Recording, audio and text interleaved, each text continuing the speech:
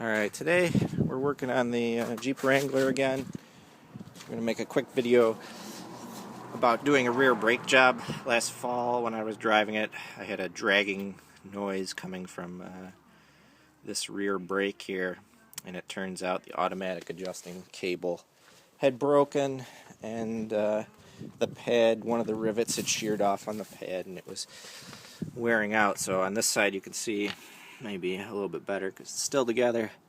There's the automatic adjustment cable. So on the other side, this one had rotted out, and one of the pads had worn off so severely on one edge that the rivets were worn through and it was dragging there.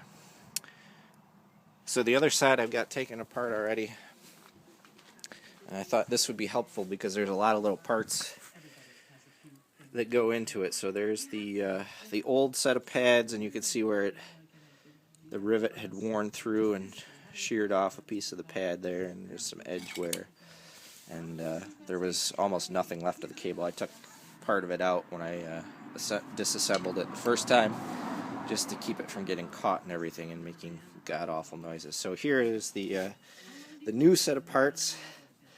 There's 3 different things you got to order, and I don't really remember exactly what they called them, but there's 2 different brake hardware kits. One for the tensioning, auto tensioning or auto adjusting cable, and that includes the adjustment stuff here, and this paddle and the cable. And then the other one is basically the mounting kit that comes with the pins, the springs, and that's about it. So that's the rest of the stuff there. Part numbers. So for left-hand side, that is the automatic adjusting cable kit. There's one kit that covers both sides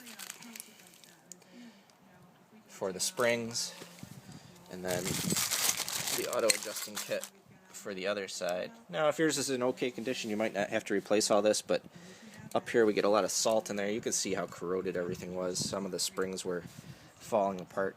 Like this one, there's a piece stuck on there. We're falling apart as I took them apart. So what you want to do is loosen up all your lug nuts while you still got the vehicle on the ground, and then you can jack it up, and I've got it sitting on jack stands, and pull the wheel off. You're going to need a hammer or something to knock off your brake drum. These are pretty clean on the inside. They're not too bad, so I'm just going to reuse them. And then you want to take a wire brush and clean everything off. I use a blowgun to blow off all the dust, but I mean, here's a piece of the cable that was rotted out, and you can see some of the springs were rotted out to mount everything in. The pins were almost completely gone. So to release the brake shoes, you push. Well, let's see. We'll reassemble some of this junk we got laying on the ground here. So these capturing springs here hold the shoes in place, and so you push them in and you turn them 90 degrees with respect to the pin that sits through here and holds everything in place. So you pull that off, and then take the springs. There's springs that loop either side. Let's go look at the other side.